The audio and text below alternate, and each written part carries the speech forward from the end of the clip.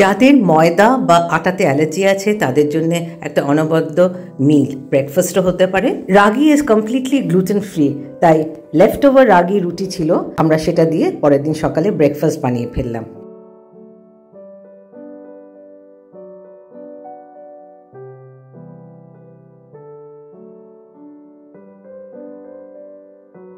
রুটির গায়ে ভালো করে মাখন বা বাটার মাখিয়ে নিলাম।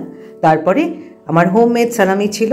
একদিন এই হোমমেড সালামি আর রাগি রুটি করা শেখাবো, তো তারপরে এক এক করে সব ভেজিটেবলস দিলাম, তারপরে chilli flakes, garlic powder, oregano দিয়ে চিজ ছড়িয়ে দেওয়া হলো।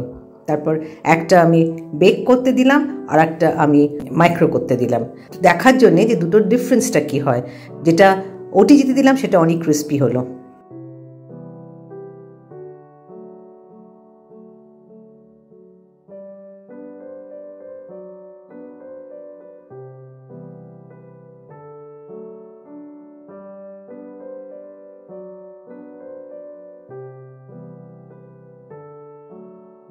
তৈরি হয়ে গেল gluten free, high protein with lot of fibre আমাদের রাগি পিৎজা। ভেরি ক্রিস্প, এটা ওটিজিতে করা, ভেরি ক্রিস্প।